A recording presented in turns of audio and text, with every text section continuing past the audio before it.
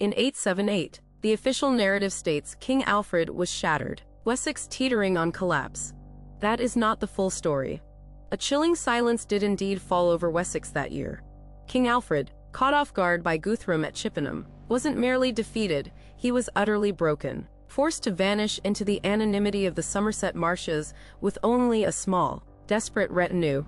Before this moment, London and Mercia had already fallen under Viking sway. Ealdorman Wulfhere of Wiltshire had openly defected to the invaders, and West Saxon nobles were scattered, hiding from what seemed like the inevitable. The records from those stark days painted a brutal picture, suggesting one unavoidable truth: Wessex stood on the precipice, poised for complete Viking domination. But what if this apparent collapse was merely the surface of a deeper, more brutal calculation? What if, beneath the narrative of utter defeat, an unseen tide was already beginning to turn, fueled by crucial, near-miraculous interventions that saved a kingdom?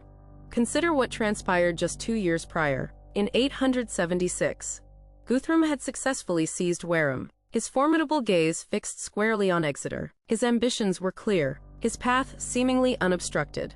Yet, before his plans could fully materialize, an unseen force intervened. A devastating storm, a tempest of immense power, swept in from the sea, destroying an astonishing 120 Viking ships. This catastrophe forced Guthrum to retreat not in victory, but in disarray, seeking refuge in Gloucester, Mercia. It was a silent testament to vulnerabilities that lurked beneath even the mightiest Viking advance. This, however, was not the end of the peril. On January 6, 878, Guthrum ruthlessly broke his existing treaty, proving his ambition knew no bounds, renewing the terror that would soon drive Alfred to the marshes. Even as Alfred endured the profound depths of his flight, a powerful countercurrent was quietly building. Ubbe, brother to the infamous Viking leaders Ivar and Halfdan, landed in Devon with a formidable invasion force, 1,200 warriors arriving across 23 ships. Had this force succeeded in its objective, Wessex might truly have been lost forever. But Ealdorman Odda of Devon, leading loyalist forces, met Ubbe's invaders head-on. The clash was fierce, brutal, and utterly decisive. 800 invaders perished, with Ubbe himself falling in the battle. It was a victory of immense strategic importance, yet it remained largely unsung, overshadowed by the very public narrative of Alfred's retreat. Still, this triumph offered a desperately needed surge of morale, a beacon of defiance in the kingdom's darkest hour. By Easter of 878, from his hidden fortress at Athelney, Alfred began his resurgence. This was no king merely in retreat, but a meticulous strategist. He launched relentless guerrilla attacks, disrupting Viking supply lines, patiently and methodically rebuilding the shattered loyalties of his kingdom. By early May, his efforts bore fruit.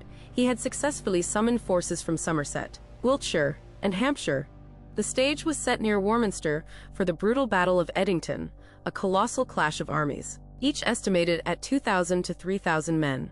Alfred's disciplined shield wall, forged in the crucible of desperation, ultimately broke Guthrum's forces, compelling a desperate retreat back to Chippenham. A 2-week siege followed, sealing Guthrum's fate. He surrendered, not just his forces, but his very faith, renouncing paganism to convert to Christianity. Alfred, his former adversary, became his godfather, renaming him Aethelstan. The Treaty of Wedmore then solidified this fragile peace, sending Guthrum and his army north of Wessex to rule as King of East Anglia. An imperfect peace, certainly, but one that remarkably held until Guthrum's death in 890. The brutal truth? What seemed like the ignominious end of Wessex was, in fact, the calculated forging of its future, an intricate dance between overwhelming defeat and defiant resurgence, fueled by these unseen turns of fate. The question isn't whether this happened.